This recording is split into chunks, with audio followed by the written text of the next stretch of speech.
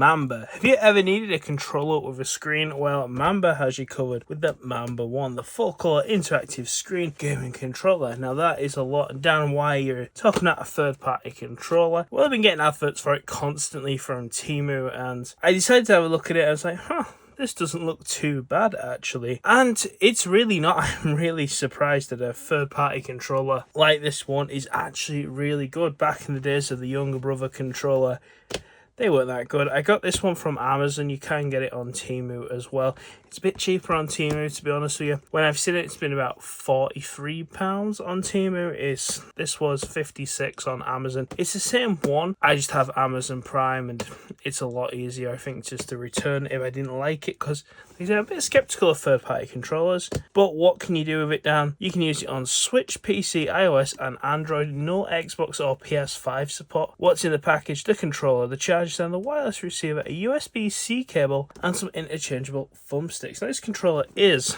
quite cool. It has Hall effect joysticks, a full colour LED screen, remappable back buttons, and linear Hall effect triggers, which is kind of cool. But let's get into it and actually have a look at what you get. I've repackaged it just to show you the unboxing experience, because it's actually a nice unboxing experience from a third-party company. This is it as you open it. Obviously I've had it out, I've been using it, so it's not perfect, but you open it up, you get your controller, set that aside, you get your charging stand, just a what do you call them, pogo pin charger, type C on the back. Now this on the bottom, I got it out and I was like, what's that about? What's it in the bottom of here? And I was like, nothing. I thought at first, sometimes you find products where they reuse the product and they'd be like batteries or something to go in here, but it's actually not.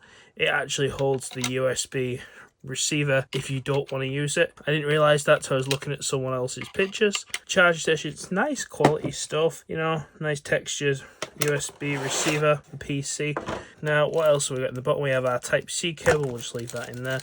We have some different triggers, which we'll show them in a bit. We also have a screen protector for the screen if you really want to apply that. I haven't. Get this like roadmap style controller thing explaining, you know, how to do X, Y, Z and all that. There's a QR code for online instructions as well. So the controller itself is pretty nice. It comes in black and it comes in this clear like colour. I kind of like this version more, just because I've always kind of like this translucent stuff and you can see what's going on inside. This is the controller itself. If you want to charge it, it does sit nicely on top of there, which is, you know, it charges well. You can plug this into your Switch dock. I'm using this mainly as a Switch 2 controller, just because I don't want to pay the price for the new Switch 2 on, what is it, £70-80 something. It just seems a bit much to me. So I was using a Switch 1 Pro controller. That's been okay, but I wanted something a bit better. So this is it.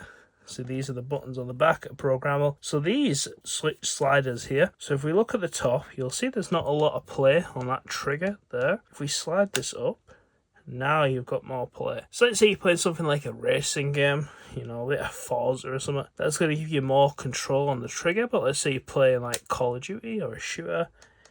You don't get as much play on the trigger. It's quicker to, you know, to actuation point. There's also an on and off slider on the back, which I do like. Let's have a look at the controller's other party features before we look at the screen interface. So on here, it has a magnetic top.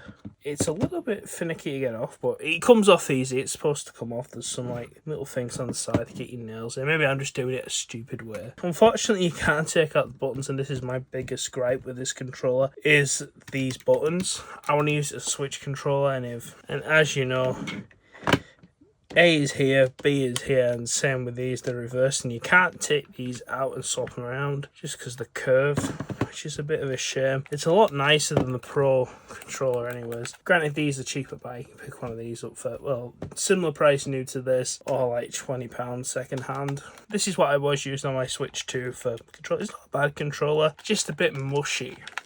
And with these Hall effect ones, so you're not going to get any stick drift or anything. And these buttons, listen to this. Do you hear that? That is micro switches. If you have a Neo Geo Pocket Color, you will have heard that sound before, and I kind of, oh my god, I do love the sound of micro switches. Unfortunately, not on the D-pad. D-pads, it's okay. It's nothing really to write home about.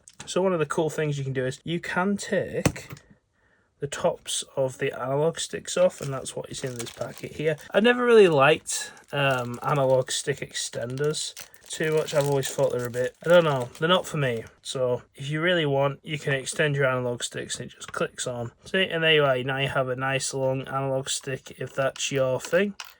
But you can see how that just snaps back because obviously the Hall effect triggers. But yeah, if you like that type of thing, they give you those as well. I'm personally just like the shorter ones, just more standard. But this cover as well, it's magnetic. It's got little magnets in the back for all these screw holes. The other thing you might be able to see in here, probably see it a bit later on, we'll show you a bit closer up. You can see the vibration, like motors in here that rumble, if you will. And they're just in these little holes here. You can see them spinning around when the lights are on. I never thought I would need a controller with a screen, but this one is quite cool. So just while it's reconnecting, I'm going to plug this into the PC, just, you know, stop that from happening. And I don't know if you saw it there. It vibrated, obviously, when it connected to the PC that switched on behind me. But yeah, here is the home screen of the controller. And we do a few things. So to access the home screen, you press and hold the home button for 3 seconds. So we've got the back or minus if you're on Switch. This is the square one's like screenshot on the Switch. Home button, self-explanatory, and start is plus is start. So we hold the home button for 3 seconds and it puts us into the menu. So it takes the controller off the screen and it puts us in the menu mode. There's a pairing mode. There's a few different modes. So if we go into modes, you're going to see currently we're on PC. And what I really like about this controller is you can use the PC receiver. So there's no Bluetooth option for PC. You have to use the receiver. You can have it on Switch on Bluetooth, and all you have to do to use PC and Switch is you just click start. It says it's going to switch modes. You heard it then disconnect from the PC and it's going to reconnect to the Switch. You'll see here, there we are, and it is connected to the Switch. Now we're playing on the Switch. It's pretty simple to do that. So you can have 2 things for one controller and you swap it over in a few seconds. I think that's pretty cool. So if we go back into the thing, so you can see when you hold the home button, it activates the home button on the screen of the device. We'll move this out of the way. So other than modes, which is the Bluetooth for Android and iOS, and you got a choice of receiver or Bluetooth for Switch, but like I say, use receiver on PC and Bluetooth on Switch. That's a good combination, I think. So pairing, it just puts it in pairing mode. It's a little bit hard to pair with Switch. It's be a little bit persistent, but that's mainly just because Nintendo's syncing thing is awful. Their connection thing, even for their own controllers, is awful. I do not like it at all. So if we go into our settings, you're going to see here that we can have a few different configuration files. We're just on the Switch one here. And this is where you can set up your like shortcut, your multi-buttons. So here you can see where each trigger's mapped. You see that they're reversed for the Switch. So to set a button up, we just click start on the one we want. So this is M1, it's on the back, which is this one here. And let's say we just wanted to hit trigger. I don't really use these type of things, but you set that up, set it complete, and now that control is usable on your Switch when you press the M1 button. It should play that out. So other than that, we also have like things like vibration. Maybe we can see the vibration here. Yeah, if you look in, we'll set it up in this window here. You'll see, you can see those little vibration motors spin. Good vibration, a bit aggressive, so you can turn it down, you can adjust that if you like. And we also have some other settings. Help is just, back to the manual. More is just language calibration, button testing, so you know. Just test your own controller. On here, it is what it is. And display, so display lets you just change the brightness, and you can also change the color on the side because this is also an RGB controller. We can have a multicolored RGB. There's like the purple I had on, dark blue, light blue, a green, a yellow, an orange, and a red. I think we might leave it on the blue for this channel colors. And then if we go up to LED modes, we currently have breathing on. If you want it always on, you can have an always on mode. And if you don't like RGB, well, you can turn it off. But I quite like it, even though it does glow a bit in your hands, as you can see. Currently I've got lights on in here to make this video better looking. But yeah, that is the screen of the controller. The biggest downside to me is I can't change this image unless there's a way that I just haven't seen. I'd like to put something else here, or maybe a GIF or something other than the Manba logo. But yeah, there's also a battery thing online, and it also tells you which mode it's in, so it's in Switch and it's in the Bluetooth mode. This dock is quite nice, does work well. You plug it into your Switch dock and it'll charge perfectly off there. The light is a bit bright, it's you know, got orange, orangey red for charging, green when it's fully charged. It is what it is, it's not bad, I quite like it. So if we look at our control sticks, you can see they just snap back. Got it on this one at the moment, yeah, and you can move it around pretty good. Snap back, these shouldn't drift at all. And if we look at the other stick, I can see that one too, you know, just snaps back to the middle. So I've mainly been playing this with Fortnite. It feels nice in the hands. It's very similar feeling to like an Xbox One controller, you know, like our Xbox Series. It's a nice chunky feeling in the hands. It feels nice, and with these like changes in triggers that you can do, very easy to do straight on the back. I quite like playing with it. I haven't got any real complaints other than obviously I'm playing it on Switch, and you can see here press A for start. If we press A on the controller, that does nothing because it's the Switch and it's reversed, so you have to press B.